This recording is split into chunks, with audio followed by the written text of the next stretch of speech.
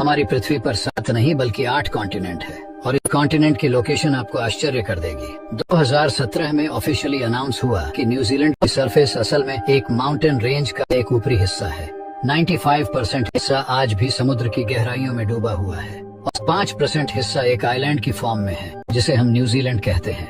बाद में सैटेलाइट की मदद से ये प्रूव हो गया कि यह कॉन्टिनेंट लगभग ऑस्ट्रेलिया जितना बड़ा है और इसका नाम दिया गया जीलैंड।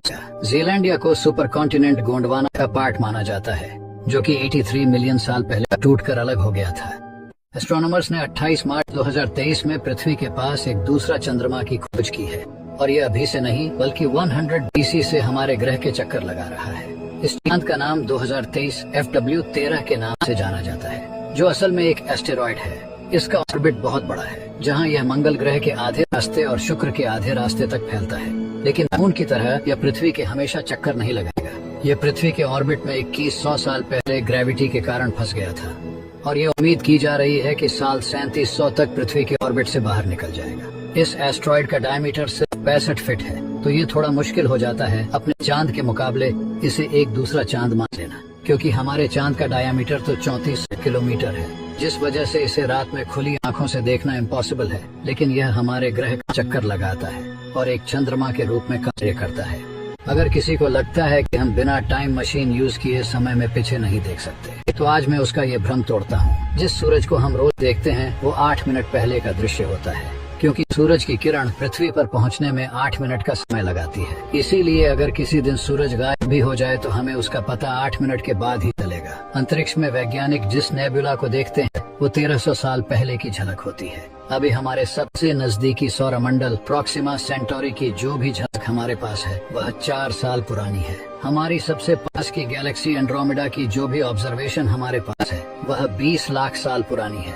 हो सकता है कि शायद वह गैलेक्सी अब तक नष्ट भी हो चुका हो, लेकिन हमें उसका पता आज से 20 लाख साल के बाद ही चलेगा। हमारी मिल्की वे गैलेक्सी के केंद्र से प्रकाश पृथ्वी तक पहुंचने में 25,000 साल का समय लगाता है, तो अगर हम उसे देख पाते तो वह 25,000 साल पुराना झलक होता। सच में यह ब्रह्मांड बहुत ही ज्यादा रहस्यमयी है। अभी आप जो तस्वीर देख रहे हैं वो है हमारे सौरमंडल के खोजे गए सबसे बड़े ज्वालामुखी की। मिलिए ओलिम्पस मॉन्स से, एक विशालकाय ज्वालामुखी जो मंगल ग्रह पर स्थित है। ओलिम्पस मॉन्स एक वोल्केनिक माउंटेन है। अगर आप दूर अंतरिक्ष से देखें तो यह एक बड़े कवच जैसा दिखाई देगा, इसीलिए इसे शील्ड वोल्केनो भी कहा जाता है। इसकी चौड़ाई 624 किलोमीटर है और ऊंचाई 22 किलोमीटर तक है, जो पृथ्वी पर स्थित माउंट एवरेस्ट की लगभग 3 गुना है।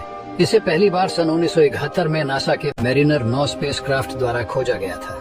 यह हमारे धरती के पर्वतों के जैसा नहीं दिखता है, क्योंकि जहां पृथ्वी पर मौजूद माउंटेन टेक्टोनिक प्लेट के आपस में टकराने से बने हैं, जैसे कि हिमालय, वहीं ओलिम्पस मॉन्स एक वोल्केनिक माउंटेन है।